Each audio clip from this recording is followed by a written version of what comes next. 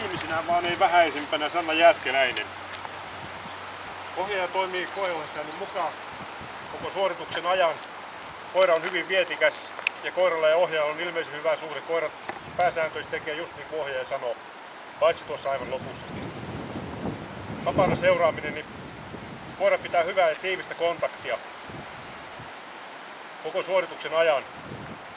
Mutta ohjaajan tulisi olla vieläkin tarkempi sen vapaana koiran päällä heiluvan käen kanssa. Se ei saisi olla sillä korkeudella, että sillä osutaan koiraa. Se kävely pitäisi olla niin luonnollista, että se ei... Mie kyllä itsekin on tässä sitä mieltä, että niitä luonnollisia käen heiluttamisia on joskus vaikea löytää silleen, että niille ei osu koiraa.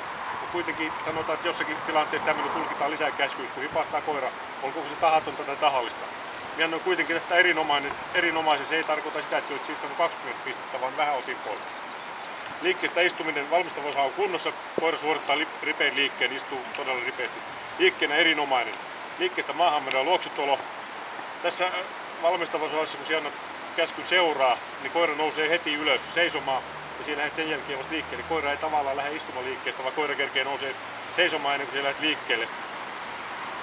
Koira kuitenkin suorittaa ripeän liikkeen maahanmenon, kun siellä annat käskyn ja koira tulee hyvällä rytmillä ripeästi luo ja kääntyy erittäin hyvin perusasettu. Liikkeenä erittäin hyvä. Tasamaa nouto, koira on ripeä nouto, koira takastullessa suorittaa pienen ottekorjauksen. Koira ennakoi tässä perusasennon kääntymistä ennen kuin ohjaaja kerkee sanomaan, että sivulle tai mikä se käsky olikaan. Liikkeenä kuitenkin erittäin hyvä. Hyppynouto, koiralla on hyvät ilmavat hypyt ja tässä ei koira kerkesi ennakoimaan perusasentoa. Liikkeenä kuitenkin erinomainen. Estenouto, koiralla on hyvät esteen ylitykset. Koira ottaa kapulan heti, tässä luovutuksessa tulee pientä purua. Liikkeenä erittäin hyvä. Eteen lähettäminen, maahanmeno, valmistava osa koiralla on kunnossa. Koiralla on hyvä ripeä eteneminen. Tässä ohjaaja joutuu antaa lisäkäskyjä.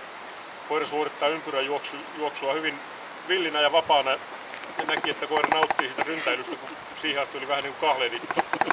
Näistä ympyräjuoksuista ja tästä lisäkäskyistä johtuen liikkeenä vai puutteellinen. Paikalla ollaan häiriönalaisena, siinä ei tänä päivänä huomautettavaa, erinomainen.